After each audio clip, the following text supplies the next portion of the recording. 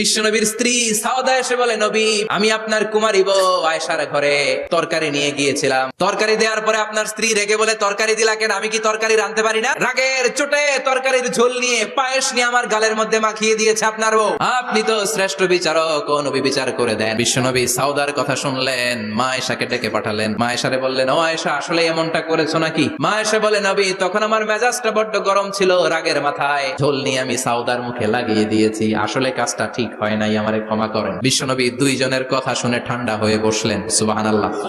দুইজনের কথা শুনে বিশ্বনবী বললেন, আমার আদালতের রায় হচ্ছে কিসাস।